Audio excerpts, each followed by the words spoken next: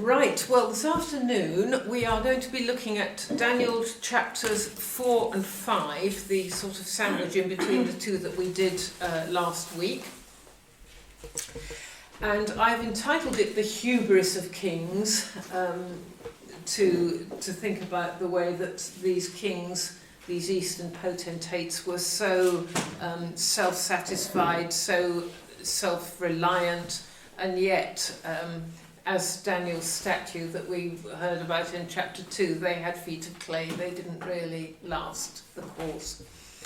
The main theme of both of these chapters is actually summarised very well by what Nebuchadnezzar said in chapter 4 and verse 35, when in another of his almost conversions, he spoke about God by saying, all the peoples of the earth are regarded as nothing. He does as he pleases with the powers of heaven and the peoples of earth. No one can hold back his hand or say to him, what have you done? So Nebuchadnezzar did realise once again, but only fleetingly, that God is sovereign and that he has the final word in all things, rather than the tin pot gods that the Assyrians and the Babylonians worshipped back in those days. So we're going to be looking at two separate kings this afternoon. We're going to be looking at King Nebuchadnezzar and then King Belshazzar, both of whom became too proud of their strength and their prestige and who overstepped the mark with God. Eventually, both of them, in different ways, got their comeuppance. But I should imagine that living as a citizen under their tyranny must have seemed absolutely hopeless at the time. Just as in these days, none of us feels comfortable about living under the presidency of various superpower leaders in the world. No names, no pat drill, but I am thinking about Trump and Putin. But we have to look at the fact that world history details many empires that have both risen and fallen. And I think the fact that they have fallen is a testimony to the enduring sovereignty of God, who laughs them to scorn. We've looked already fleetingly at Psalm 2, which says, why do the nations rage and the people plot in vain? The kings of the earth take their stand and the rulers gather together against the Lord and against his anointed one. Let us break their chains, they say, let us throw up their fetters. And the one enthroned in heaven laughs them to scorn. So these people who think they're so great and mighty do find that God gets the last laugh in the end. The only place that the gates of hell have not prevailed against is the Church of Jesus Christ, because the Church of Jesus Christ is God's domain and not a human empire. So we praise God for that. So with that as the sort of background thinking behind the content of chapters 4 and 5, I'd like us to read, and instead of reading straight through the whole chapter like we did last week, because it was a story, I think we can take this in sections. So I'd like us first of all to read chapter 4, verses 1 to 18. King Nebuchadnezzar, to the nations and peoples of every language who live on the earth, may you prosper greatly. It is my pleasure to tell you about the miraculous signs and wonders that the Most High God has performed for me. How great are his signs, how mighty his wonders. His kingdom is an eternal kingdom. His dominion endures from generation to generation. I, Nebuchadnezzar, was at home in my palace, contented and prosperous. I had a dream that made me afraid. I was lying in bed. The images and visions that passed through my mind terrified me. So I commanded all the wise men of Babylon be brought before me to interpret the dream for me. When the magicians, enchanters, astrologers, and diviners came, I told them the dream, but they could not interpret it for me. Finally, Daniel came into my presence, and I told him the dream. He is called Belteshazzar, after the name of my God, and the spirit of the holy gods is in him. I said, Belteshazzar, chief of the magicians, I know that the spirit of the holy gods is in you, and no mystery is too difficult for you. Here is my dream. Interpret it for me. These are the visions I saw while lying in bed. I looked, and there before me stood a tree in the middle of the land. Its height was enormous. The tree grew large and strong, and its top touched the sky. It was visible to the ends of the earth. Its leaves were beautiful, its fruit abundant, and on it was food for all. Under it the wild animals found shelter, and the birds lived in its branches. From it every creature was fed. In the visions I saw while lying in bed, I looked, and there before me was a Holy One, a messenger, coming down from heaven. He called in a loud voice, "Cut down the tree and trim off its branches. Strip off its leaves and scatter its fruit. Let the animals flee from under it and the birds from its branches. But let the stump and its roots, bound with iron and bronze, remain in the ground, in the grass of the field. Let him be drenched with the dew of heaven, and let him live with the animals among the plants of the earth. Let his mind be changed from that of a man, and let him be given the mind of an animal, till 7 times pass by for him." The decision is announced by the messengers. The Holy One declares the verdict, so that the living God may know that the Most High is sovereign over all the kingdoms on earth, and gives them to anyone he wishes, and sets over them the lowliest of people. This is the dream that I, King Nebuchadnezzar, had. Now, Belteshazzar, tell me what it means, for none of the wise men in my kingdom can interpret it for me. But you can, because the spirit of the holy gods is in you. Thank you very much. It sounds rather as though we've been here before, doesn't it? This business about the interpretation of dreams.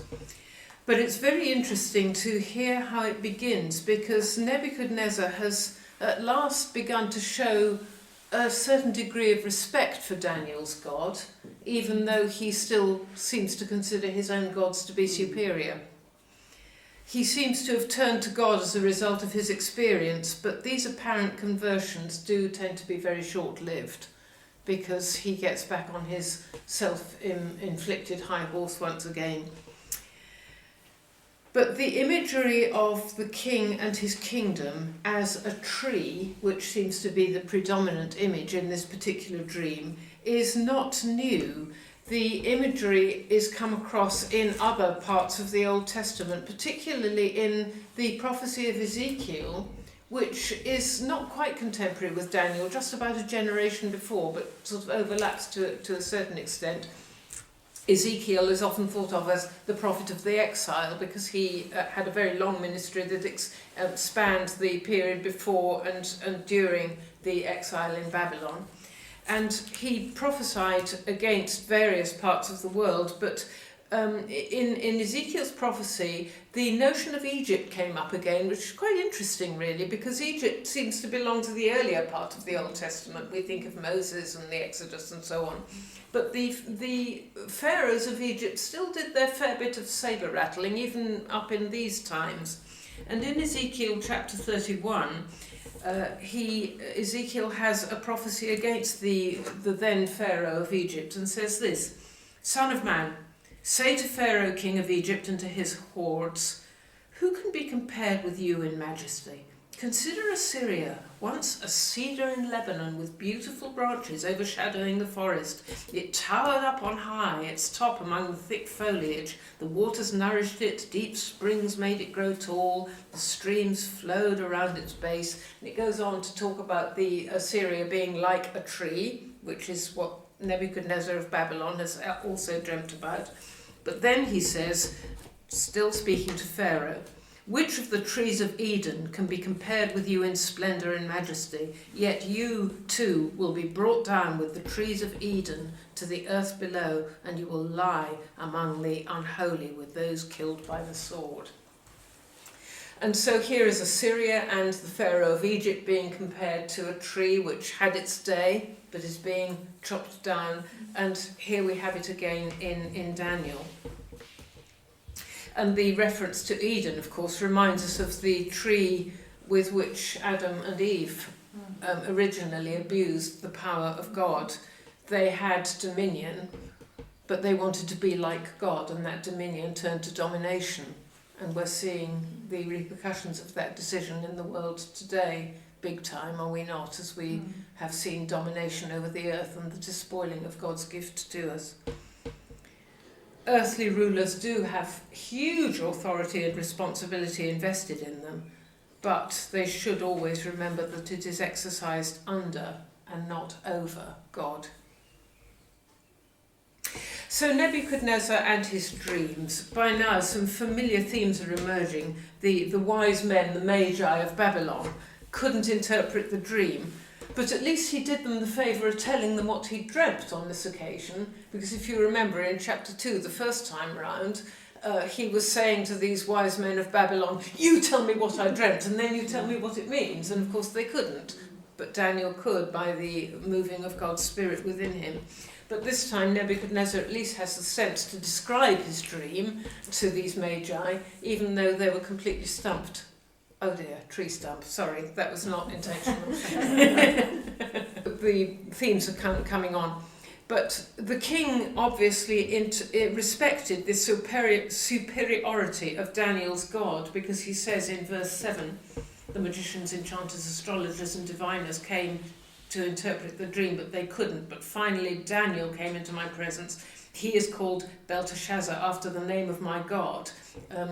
One of the prominent gods of Babylon was known as Bel in those days, and Belteshazzar means may God protect the king. That's the meaning of Daniel's name. We met that in chapter 1, you may remember. And he says, after the name of my God, and the spirit of the holy gods is in him. So Nebuchadnezzar has recognised something about Daniel and his God. What do you think he meant by the holy God? I think really what he's saying is that he recognises that in some way Daniel's God is superior. The holy gods is perhaps just a little bit of a way of saying, the best God, the one that seems to come up with the answers. Thanks for the question then. Yeah. So he realises that there is something about Daniel and his God.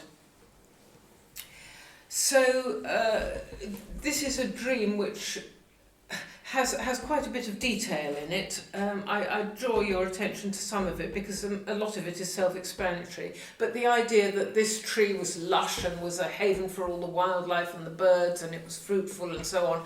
And this Nebuchadnezzar is dreaming about himself, and we'll see that when Daniel interprets the dream, which is in the next section, he's able to affirm that, yes, this is Nebuchadnezzar's reign was good in very many ways. We've seen the tyrannical side of him, but he also held together a very great kingdom. And when he had the dream of the statue, he was the head of gold, he was the best bit. The others were inferior as it went down and down and down to the feet of clay. But the fact that the root of the tree in his dream was bound with iron and bronze, we get the inferior materials. they're not as good as the gold. And that's exactly how it was, wasn't it, with the empires? The Babylonian Empire was a good empire, but they deteriorated with the Persians and the Medes and, the successive generations of empire. And so we're getting towards the root, which ain't as good as the top, basically. So we'll come to that in a little bit more detail as we see the interpretation.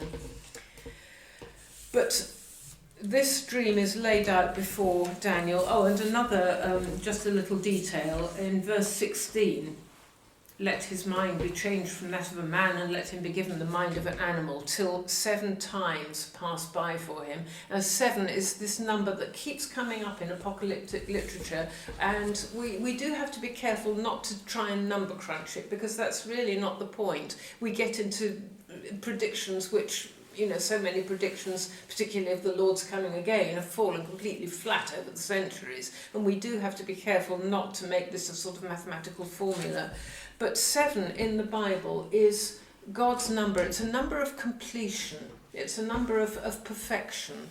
And so it doesn't necessarily equate to 7 years or 7 millennia or 7 anything, but it's God's timing. It's God's perfect number. An interesting little tidbit, when we think of the number that's often referred to from Revelation, the number 666, which is the number of the devil. If you know anything about arithmetic, and I don't know very much, but I do know that if you keep trying to divide by 6, you get 66666 recurring. It never quite resolves. And so 6.66 would normally be resolved to 6.7 because it's the nearest whole number. And 7 is the perfect number, but 66666 tries to be God and it never actually gets there. But 7, which is a prime number and can't be divided by anything, is absolutely spot-on-ski. And so in that sense, 7 is a number of completeness, it's a number of perfection, it's God's number saying, my will be done. Okay. So it says in 15, let the stump, etc. be bound, and then suddenly it says, let him be drenched with the dew of heaven. So the stump has now become a person. Yes. I don't understand that. Well, do you ever understand dreams? I mean, no. I think in dreams, strange things happen, and you understand things as what they're not. It's a vision. It's almost a psychotic episode. Mm-hmm. I think when you look at the interpretation, which we're going to do just in a moment, it will show that actually, just as the tree is representing a person, which it is, and you'll see that in a minute, then the roots, the stump, the bottom bit is also representing part of that person, or personae. It's a strange, odd dream, but most of us, if we remember our dreams when we wake up in the morning, think, well, we sort of understood what was going on at the time, but that was a bit weird. Yeah. I don't know if any of you ever remember your dreams for the first 5 minutes of wakening. I sometimes do, but then completely forget about them. As the hymn writer says, they fly forgotten as a dream flies at the opening day. So let's look at verses 19 to 27. Sorry, did anybody else want to say anything at this point? Then Daniel, whose name was Belshazzar, was dismayed for a moment, and his thoughts alarmed him. The king said, Belshazzar, let not the dream or the interpretation alarm you. Belshazzar answered, my lord, may the dream be for those who hate you, and its interpretation for your enemies. The tree you saw, which grew and became strong, so that its top reached to heaven, and it was visible to the end of the whole earth, whose leaves were fair and its fruit abundant, and in which was food for all, under which beasts of the field found shade, and in whose branches the birds of the air dwelt. It is you, O king, who have grown and become strong. Your greatness has grown and reaches to heaven, and your dominion to the ends of the earth. And whereas the king saw a watcher, a holy one, coming down from heaven and saying, hew down the tree and destroy it, but leave the stump of its roots in the earth, bound with a band of iron and bronze, in the tender grass of the field, and let him be wet with the dew of heaven, and let his lot be with the beasts of the field, till 7 times pass over him. This is the interpretation, O king. It is a decree of the Most High, which has come upon my lord the king, that you shall be driven from among men, and your dwelling shall be with the beasts of the field. You shall be made to eat grass like an ox, and you shall be wet with the dew of heaven, and 7 times shall pass over you till you know that the Most High rules the kingdom of men, and gives it to whom he will. And as it was commanded to leave the stump of the roots of the tree, your kingdom shall be sure for you from the time that you know that heaven rules. Therefore, king, let my counsel be acceptable to you. Break off your sins by practicing righteousness, and your iniquities by showing mercy to the oppressed, that there may be perhaps a lengthening of your tranquility. Okay, thank you. So, as you see, the interpretation is beginning to answer one of those questions that actually Daniel is saying to Nebuchadnezzar, you are that tree, this is a parable of what will happen to you.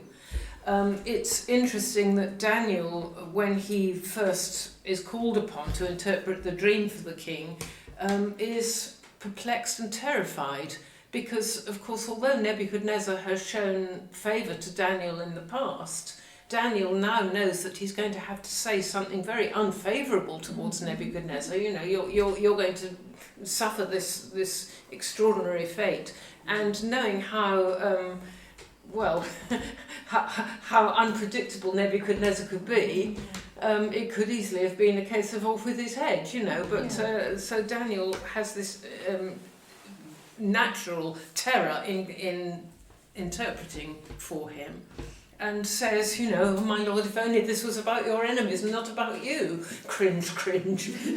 One can very much empathise with this. Nebuchadnezzar had no qualms about killing people before, and Daniel could easily have been in the firing line. So he responds with appropriate humility. But he reiterates what the king has told him, but he also notes that this messenger that Nebuchadnezzar said he'd seen, in verse 13 he said, there before me was a messenger, a holy one coming from heaven. And then in verse 23, you, O king, saw a messenger, a holy one coming down from heaven. But then he says in verse 24, this is the interpretation the Most High has issued. So he's saying, you know, it wasn't just a messenger, this was God speaking to you. This was the Most High. So indeed, the spirit of the holy gods is indeed in Daniel, but Nebuchadnezzar perhaps spoke better than he knew in saying that. But he more or less implies that Nebuchadnezzar is going to have some kind of breakdown, some kind of psychotic episode, because he's going to be out in the fields like trees are, but you know, he's going to live with the wild animals, and he's going to be drenched with the dew of heaven. This is an extraordinary thought, that somehow he's going to lose his mind and go out and roam around like a wild beast, which, you know, spoiler alert, that is actually what happened. Some of you will have read the whole chapter, but it's a most odd thought that a king who seemed to have very much his act together was going to lose it so spectacularly. But this was seen as God's impending judgment. But the lovely thing about it is that there is grace offered to Nebuchadnezzar, because not only does Daniel say that what will actually happen to him, but he also says, therefore, O king, be pleased to accept my advice. This is verse 27, and he offers grace. First of all, we look back at verses 15 and verse 26. In verse 15, in Nebuchadnezzar's account of his dream, he says, let the stump and its roots, bound with iron and bronze, remain in the ground, in the grass of the field.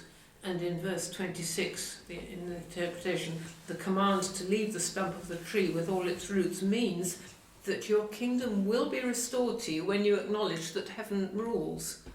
So if the stump remains, there is a chance for life to reappear.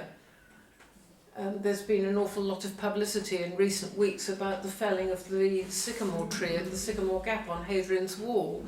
And scientists are now saying, but there are some shoots, there is hope for it to come back. And you will know that if you've ever tried to have a tree felled, unless you actually kill the stump, it does have a remarkable way of restoring itself. So in spiritual terms, yes, something very catastrophic is going to befall Nebuchadnezzar, but there's still a chance of new life. And we know from the story of the Old Testament that the kingdom, the kingship, the kingship according to the line of David throughout the Old Testament came to an end. And the Israelites thought that there was no future for them. There would no longer be a king like King David and his line. And yet they had this hope that there would be a Messiah. And the prophecy in the book of Isaiah was that, behold, a root shall come forth from the stump of Jesse, Jesse being David's father, of course, and there was a shoot coming up, and it didn't grow up the main stem, it sort of came sideways. And when we get to the beginning of Matthew's Gospel, which traces the genealogy of Jesus back and back and back, we find that he goes through a lot of fairly obscure characters who at least were kind of bypaths from the Davidic line, right back to King David again, and beyond that back to Abraham. And so God had his way of working through the stump, through the little bit that came out, the shoot that came from the stump. And God works through the remnants. That's how he is pleased to work. He doesn't always work through the great and mighty. He works through the unexpected, the sideways bits, and he brings his will to pass. And I always find that quite, interesting but encouraging as well. So there's a bit about the grace of God, that the stump has remained and there's a chance for a shoot to rekindle the life within that stump. And then another bit of God's grace in verse 27, therefore, O king, be pleased to accept my advice, renounce your sins by doing what is right, and your wickedness by being kind to the oppressed. It may be that then your prosperity will continue. So he's offering Nebuchadnezzar, in all his pride, an opportunity to repent and to avoid this catastrophic judgment that otherwise will come to him as a result of God's judgment and the dream about it. And then looking ahead, we haven't actually read this little bit yet, but looking ahead to verse 34, at the end of that time, I, Nebuchadnezzar, raised my eyes towards heaven, and my sanity was restored. So that when God's judgment was complete, the king was not destroyed, but he was restored.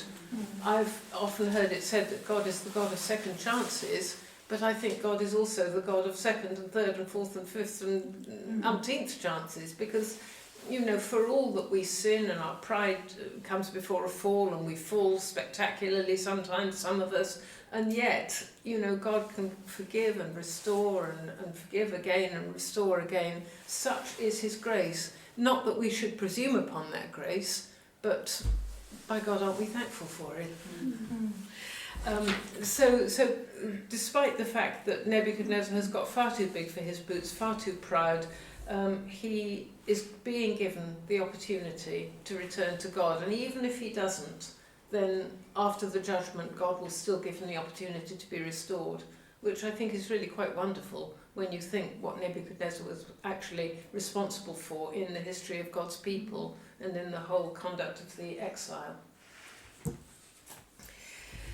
So there's the interpretation, and now, so we have the dream, the interpretation, and now the fulfillment. This chapter falls into these three sections very, very nicely. So can we read the fulfillment, which is verses 28 to 37, to the end of the chapter? All this did happen to King Nebuchadnezzar only 12 months later, while he was walking about on the roof of his royal palace in Babylon. He said, "Look how great Babylon is. I built it as my capital city to display my power and might, my glory and majesty." Before the words were out of his mouth, a voice spoke from heaven. "King Nebuchadnezzar, listen to what I say. Your royal power is now taken away from you. You will be driven away from human society, live with wild animals and eat grass like an ox for 7 years. Then you will acknowledge that the supreme God has power over human kingdoms and that he can give them to anyone he chooses." The words came truly immediately. Nebuchadnezzar was driven out of human society and ate grass like an ox. The dew fell on his body, and his hair grew long as eagle feathers, and his nails as long as bird's claw. "When the 7 years had passed," said the king, "I looked up at the sky, and my sanity returned. I praised the supreme God and gave honour and glory to the one who lives forever. He will rule forever, and his kingdom will last for all time. He looks on the people of the earth as nothing. Angels in heaven and people on earth are under his control. No one can oppose his will or question what he does. When my sanity returned, my honour, my majesty and the glory of my kingdom were given back to me. My officials and my noblemen welcomed me, and I was given back my royal power with even greater honour than before. And now I, Nebuchadnezzar, praise, honour and glorify the King of heaven. Everything he does is right and just, and he can humble anyone who acts proudly." Thank you. So it all turns out as with a happy ending, really, which we all like happy endings. But first we note that the king didn't take advantage of the chance to repent, but his pride and his vanity got in the way again, and he seems to have forgotten all about Daniel's good counsel. Note in verse 29 that it says that this was 12 months later, so a year had gone by, and a year is quite a conveniently long time in which to forget all the good advice that he had been given. Yeah. And so he was strutting around his palace. You can just imagine him sort of strutting around thinking, "This is all mine, I did this." And that was the very time when he became vulnerable to the judgment of God, because Daniel had warned him to repent and to humble himself, and this was absolutely not what he did. From a historical point of view, do we have any reason why Nebuchadnezzar sort of fell for 7 years or whatever and then came back again? Historically, I don't think so. I mean, he reigned for quite a long time, so he was probably, getting on in years. Yeah. I would like to think that perhaps it was a sort of midlife crisis or a nervous breakdown. Yeah. That he'd finished his work, he'd conquered all the kingdoms that he wanted to conquer. He was sitting back and relaxing, a little bit like King David. He had all these battles with the Philistines and also trying to protect himself against the jealousy of King Saul before he ever came to the throne. And then he came to the throne and relaxed a bit, sent his army out on warfare and campaigns, but didn't really do very much about it himself. Relaxed in his palace, thought, "Oh, well, that's all right, I've got where I wanted to. Whoa, who's that nice lady on the roof of the neighbouring property?" And then he fell from grace with Bathsheba. And I think, this is a thing. King Nebuchadnezzar had reached the time of fulfillment. He'd sat back and thought, "I've got my kingdom, everything is fine," and then wham, So, I think probably psychologically that's more of a reason for it. You may come up with some other ideas, but to me, human nature is such that when you relax and come off your guard, that's when you're most vulnerable, actually. So so Nebuchadnezzar suffers this psychotic episode, this nervous breakdown, whatever it might be, and went wild. He sort of decided to go ape with the animals, and this strange thing happened. We're not told what happened to the kingdom in the meantime, whether he had some sort of regent or subordinate to rule for him. But evidently the court was quite well set up and they must have managed pretty well without him during that period of time. But I was interested when you were reading, Jane, that the Bible that you were reading from said 7 years, and I think most of our Bibles say 7 times. Again, we can't put an exact time period on it. I think times is perhaps a little better, because we don't know how long it was, and it just is in God's timing. 7 times, God's perfect timing, rather than a 7-year period as such. But at the end of that time, verse 34, I, Nebuchadnezzar, raised my eyes at the end of God's judgment time. So the chapter ends with Nebuchadnezzar receiving grace from the God whom he had at last looked up to. But it's all too late in his life, because by this time his long reign is drawing to an end and his power is waning, despite the fact that he was even more powerful than before, but not for long, really. We'll discover that in a minute. Because the new world order is on the horizon. If you remember the statue with the head of gold and then the shoulders of silver and bronze and the chest, this is about to be fulfilled, because Nebuchadnezzar's reign is coming to an end, and we're coming down to the next bit, the shoulders and the chest of the statue. And this is where we are when we come to chapter 5, which we're moving towards now. So we've said goodbye to Nebuchadnezzar, and we meet another king in chapter 5. King Belshazzar gave a great banquet for 1,000 of his nobles, and drank wine with them. While Belshazzar was drinking his wine, he gave orders to bring in the gold and silver goblets that Nebuchadnezzar his father had taken from the temple in Jerusalem, that the king and his nobles, his wives and his concubines might drink from them. So they brought in the gold goblets that had been taken from the temple of God in Jerusalem, and the king and his nobles, his wives and his concubines drank from them. As they drank the wine, they praised the gods of gold and silver, of bronze, iron, wood and stone. Thank you. It's beginning to get more colourful, isn't it? So here we encounter a new king, Belshazzar, who rules over the now declining last years of the Babylonian Empire, but just before the Medes and the Persians take over. And by contrast with the previous chapter, which told a story lasting over some considerable time, this chapter, chapter 5, is just the story of one night, one fateful night. And the contrast is very deliberately shown between Nebuchadnezzar, who, though he was powerful, was able to learn through his proud mistakes, but Belshazzar, who was too arrogant to learn. His name is similar to Daniel's Babylonian name of Belteshazzar, and both of those names mean made Bel, that is the god of the Babylonians, chief god of the Babylonians, made Bel protect the king. Which is ironic as things turn out, because he didn't. Bel did not protect Belshazzar at all.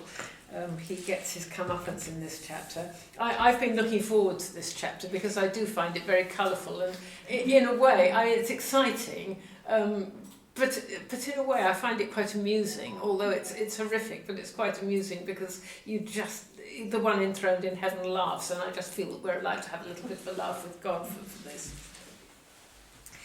It starts with this extravagant banquet, which, if you have read the book of Esther, you will recognise the same sort of scenario, because in the book of Esther, the king Artaxerxes is also having an extravagant banquet and drinking far too much and showing off to all his nobles and courtiers. And this is exactly what Belshazzar's doing. We never read of Nebuchadnezzar doing this.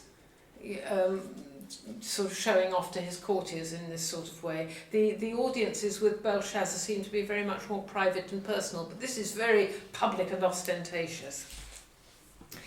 So there is some drama coming. We sense the drama of the storyteller, and there's a sense of careless greed and the utter decadence of the royal court at this very late stage in the fortunes of the Babylonian Empire.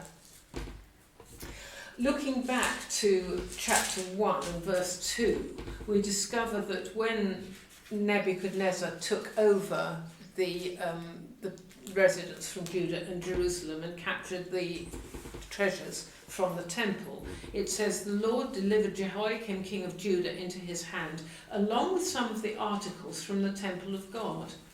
These Nebuchadnezzar carried off to the temple of his God in Babylonia and put in the treasure house of his God. So Nebuchadnezzar had put them there, but we never ever read of him using them in any other way. They were simply placed in the temple. But in this chapter, verse 2, in chapter 5, verse 2, Belshazzar was drinking his wine, and he gave orders to bring in the gold and silver goblets that Nebuchadnezzar, his father, they say father, but actually it's probably his predecessor or maybe his ancestor, but rather than his actual father.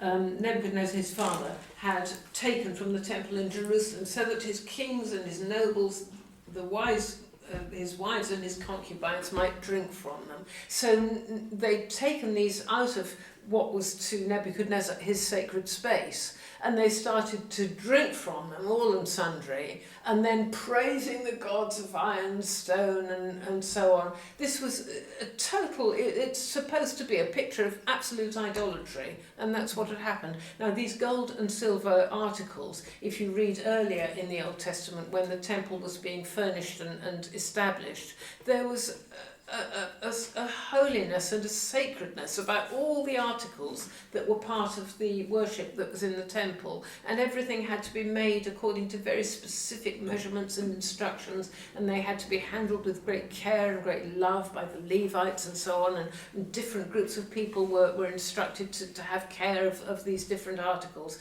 and so they were considered to be holy, they were of God. And now they're being profaned in the most idolatrous and drunken fashion. And so you can sort of think, oh, something's going to happen here. You know, the stage is being set for a calamity, which is indeed what happens. So Belshazzar has issued an order to use these holy things in overtly profane ways. Suddenly, the fingers of a human hand appeared and wrote on the plaster of the wall near the lampstand in the royal palace. The king watched the hand as it wrote. His face turned pale, and he was so frightened that his legs became weak and his knees were knocking. The king summoned the enchanters, astrologers and diviners. Then he said to these wise men of Babylon, "Whoever reads this writing and tells me what it means will be clothed in purple and have a gold chain placed round his neck, and he will be made the third highest ruler in the kingdom." Then all the king's wise men came in, but they could not read the writing or tell the king what it meant. So King Belshazzar became even more terrified, and his face grew more pale. His nobles were baffled. So there's such a lot of humour and irony in the way that all the king's men couldn't put them together again. You almost feel that this is happening. But what I love is just imagining how it was. You can imagine this great banqueting table, the length of the room, and King Belshazzar, in all his pomp and glory, sitting at the end of the head of the table with his back against the wall, and he's getting more and more drunk, and you can just see him sort of sliding down in the chair. It's like, what's that, behind him. I don't know how this is going to come over on the recording, but sorry, folks. But you can just picture this, this man who is so full of himself, and then suddenly behind him sees a disembodied hand writing words on the wall. I mean, how would you have felt? It's terrifying. It's like a thing from the atom. It is, yes, exactly. And you know, I love the picture. I know it's a story of judgment, but I think you've got to laugh. I mean, it's the way it's presented. I don't think we are supposed to be reading it in a po-faced stentorian voice, because you know this is what happened. So we hear of the king's terror, but like his predecessor Nebuchadnezzar, he relies pathetically on these magicians and astrologers and so on in the court, who have proved themselves time and again to be totally useless, actually. And then he, you know, in his drunken stupor, he says, "Oh, you can all be clothed in purple," and so on. I mean, that's just irrelevant, really, isn't it? But he offers these rewards. And yet these people are supposed to be employed in court for this very reason. You know, if they did interpret the writing, they were only doing their job. That was what they were there for. But he promises them these great rewards, and yet they're unable to solve the mystery. And it's consistent, really, with the whole book of Daniel, which is geared to the theme that only God is the wise one, and that all the tin pot gods and idols and those who profess to serve them from all the other nations are nothing whatsoever. So writing has been seen on the wall. You know the expression, the writing is on the wall. This is where it comes from. Yeah. This is exactly where it comes from. There are so many common expressions and idioms in our language that are drawn straight from the scriptures, but a lot of people use them and have no idea where they came from, but this is one of them. So we've read the drama. Now verses 10 to 12, just 10 to 12, yes. The queen, hearing the voices of the king and his nobles, came into the banquet hall. "O king, live forever," she said. "Don't be alarmed. Don't look so pale. There is a man in your kingdom who has the spirit of the holy gods in him. In the time of your father he was found to have insight and intelligence and wisdom like that of the gods. King Nebuchadnezzar, your father the king, I say, appointed him chief of the magicians, enchanters, astrologers and diviners. This man Daniel, whom the king called Belteshazzar, was found to have a keen mind and knowledge and understanding, and also the ability to interpret dreams, explain riddles and solve difficult problems. Call for Daniel, and he will tell you what the writing means." Thank goodness for the Queen. Or possibly the Queen Mother. She has long experience of the court, and she's obviously been around in Daniel's time, and so it's possible that she has this experience. And she tells Belshazzar about Daniel's reputation. And it's couched in very similar terms to what we've heard before. There is an awful lot of repetition of ideas and expressions in the book of Daniel. And, repetition is good because it helps us to remember things, but also it's reinforcing the theme. So in comes the cavalry, call for Daniel. Well, that's all quite self-explanatory. So let's move quickly on to verses 13 to 17. We're back to you again, Steve, if you will. So Daniel was brought before the king, and the king said to him, "Are you Daniel, one of the exiles my father the king brought from Judah?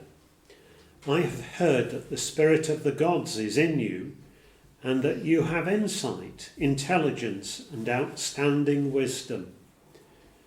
The wise men and enchanters were brought before me to read this writing and tell me what it means, but they could not explain it. Now I have heard that you are able to give interpretations and to solve difficult problems. If you can read this writing and tell me what it means, you will be clothed in purple and have a gold chain placed around your neck, and you will be made the third highest ruler in the kingdom." Then Daniel answered the king, "You may keep your gifts for yourself and give your rewards to someone else. Nevertheless, I will read the writing for the king and tell him what it means." I think verse 17 sounds very polite. I can imagine that Daniel might have responded in slightly more earthy terms than that.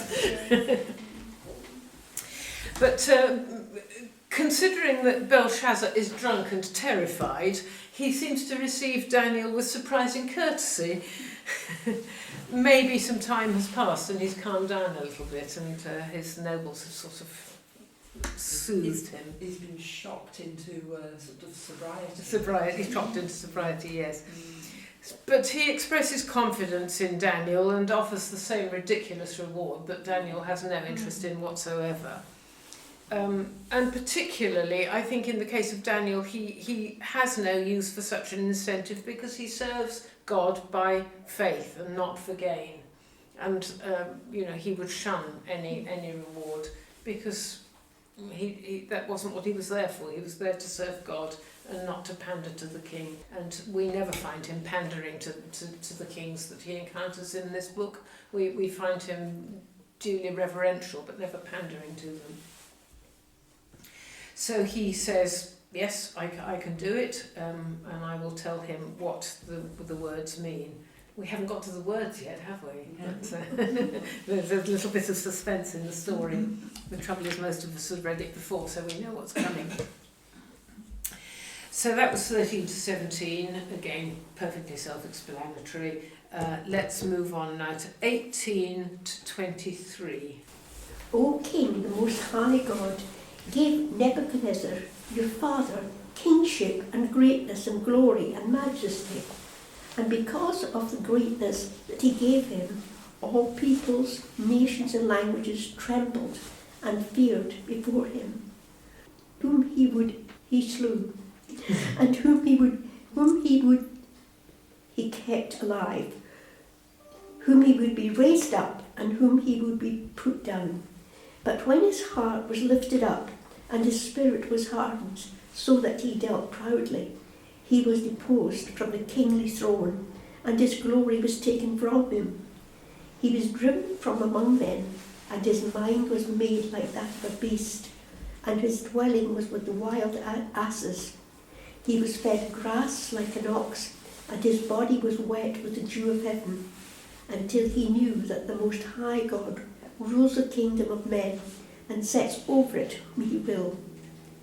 And you, son Belshazzar, have not humbled your heart, though you knew all this, but you have lifted up yourself against the Lord of heaven, and the vessels of his house have been brought in before you, and you and your lords, your wives and your concubines have drunk wine from them, and you have praised the gods of silver and gold, of bronze, iron, wood and stone, which do not see or hear or know, but the God in whose hand is your breath, and whose of all your ways you have not honoured. Thank you. So Daniel is not afraid to give the king a sound rebuke and a history lesson. He praises the fact that Nebuchadnezzar was given all sorts of sovereignty and power and honour, but that he fell from grace and that he was restored again, and that he honoured God in his own small way. We've got a direct, of course, resume of the previous chapter here. So Daniel is able to say to Belshazzar, look, this is what happened to your predecessor, to Nebuchadnezzar, but God brought him back because he humbled himself. He acknowledged that God Most High is sovereign over all the kingdoms of men and sets them over anyone he wishes. But you, Belshazzar, have not humbled yourself. This is the great contrast, is it not? And so he particularly highlights the idolatry. You took the goblets from the temple and you've used them to praise the gods of wood and stone and iron. And of course, to an orthodox and pious Jew like Daniel, that sort of idolatry just absolutely sticks in the craw. It's not the whole theme of the Old Testament, really, particularly the period in which the prophets were working, is that God will not tolerate rivals, and God hates idolatry, and God needs to be recognised as the only God, and that if anybody's hearts go after someone other than God, then they're wishing judgment upon themselves, really. That God has no alternative but to judge them for what they've done, but always leaves the door open for repentance and restoration, which is the wonderful thing about our God. So Daniel gives the king a rebuke, he gives him a history lesson, and he shows that Belshazzar has learned nothing from history.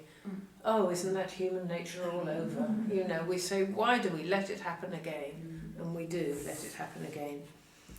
But Belshazzar has not learned, and he's added to his faults by profaning the temple treasures and using them to worship idols. Now at last, we'll read verses 24 to 28. That is why God has sent the hand to write these words. This is what was written. Number, weight, divisions. And this is what it means. Number, God has numbered the days of your kingdom and brought it to an end. Weight, you have been weighed on the scales and found too light. Division, your kingdom is divided up and given to the Medes and the Persians. Thank you. This you're reading. Is this Good News Bible you're reading from? Yeah, because it's interpreted it for us in a way. The writing on the wall, which I think probably is in most of our Bibles, is these strange words: mene, tekel, parsin, which are the sort of kind of Persian words, but because the magicians and the astrologers and the wise men and the diviners were not able to read them first off, one gets the impression not that it was bad handwriting that they couldn't read, but that somehow the words, even in their own languages, didn't really quite make sense, and they couldn't really make head nor tail of them. It was a sort of graffiti that you thought, what exactly is it saying? What does it mean? But the idea of what were these words? Weights, measures, and what did you read there? It was number, weight, division. Number, weight, division. I mean, that's a very fair interpretation of them. That's absolutely fine. They're all about numbers and number crunching. But when you think of the names of some of the weights that we come across in the Bible, there are weights or coins. There are things like mina, M-I-N-A. I think in some of the older Bibles, the parable of the pounds, as we have it in Luke's Gospel, the parable of the minas, and then we know that a shekel was a day of a temple coin, and we've got here tekel, so we've got mene and tekel, which is a little bit like the minas and the shekels. So there's a sort of relation in the language between numbers or coins and these words, but they're not totally straightforward. But the writing is obviously telling words of judgment, not warning, not repent and this might not happen, but judgment, you know, you've gone too far and this is happening. And the experience of the past should have been enough to warn Belshazzar, but now it's too late and his judgment is imminent. And I have to say that, you know, people can hear the gospel and hear the gospel and hear the gospel again, but there will come a day when the non-response to that gospel will result in judgment. We don't like to think about it, but, you know, God has given us the opportunity to either accept or reject his word. And if we persistently reject until the 12th hour, then judgment will come. And this is why we need to bear constant and faithful witness to God's word. Now these words, as I said, are deliberately obscure, which is why the original Magi couldn't make head or tail of them. Only through God's revelation to Daniel can they make any sense. And as we said, they're explained as referring to numbers, weighing and dividing. It seems to be a rather grim pun, counting out the days of Belshazzar's reign and foretelling its future and its failure and its end. You have been weighed on the scales and found wanting. That's another expression which you may have heard that, and this is where it comes from. That's the tekel part. You've been weighed on the balance or on the scales and found wanting. And the whole incident is seen as a parable to explain God's sovereignty, which would prove just as true in a later age. And the kingdom was subsequently divided. This Babylonian kingdom was divided between the Medes and the Persians.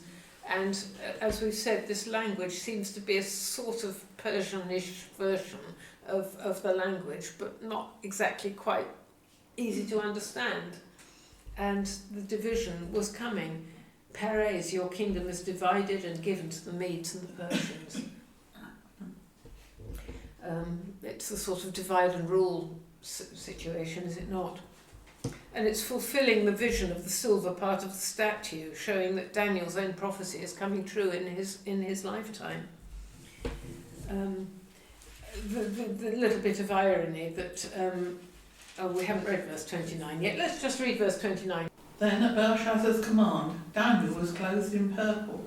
A gold chain was placed round his neck, and he was proclaimed the third highest ruler in the kingdom. I mean, isn't that ridiculous? You know, Belshazzar has just had this terrible prophecy explained to him. You know, your kingdom's going to be divided. You're found wanting. God is going to judge you.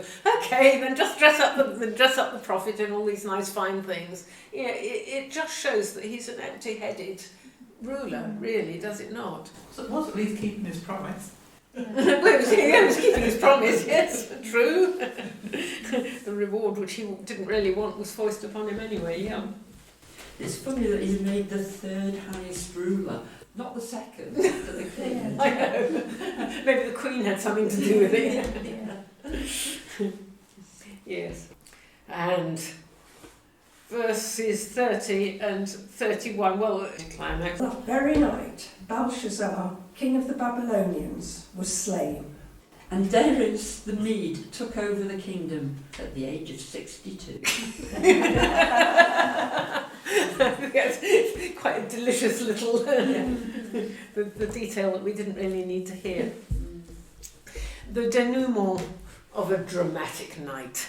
We're not told who murdered Belshazzar, but it was likely a coup from Darius the Mede. And I don't know whether any of you is familiar with the cantata by Sir William Walton, Belshazzar's Feast. Has any of you? I've come across the music for that. I played the cello in it once a long time ago. But it really dramatises the story of this chapter. And it's just wonderful when the climax comes and sort of building up. And then that night Belshazzar was slain! And it comes out in full force of everybody shouting out, slain!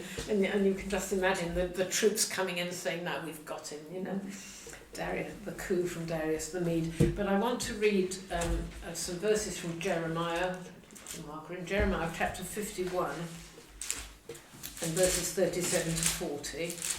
Babylon will be a heap of ruins, a haunt of jackals, an object of horror and scorn, a place where no one lives. Her people all roar like young lions, they growl like lion cubs.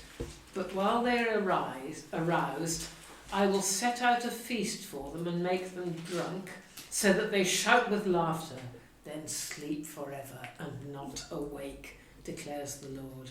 I will bring them down like lambs to the slaughter, like rams and goats. You know, the kingdom of Babylon in its last dregs, and I'll make them drunk and then I'll make them sleep. Sorry, that was Jeremiah chapter 51, verses 37 to 40. And then verse 57, I will make her officials and wise men drunk, her governors, officers and warriors as well. They will sleep forever and not awake, declares the King, whose name is the Lord Almighty. So you see, Jeremiah was prophesying the fall of Babylon a generation before it happened. And it's extraordinary how graphic that description is, even though that's couched in poetry, as so many prophetic oracles are.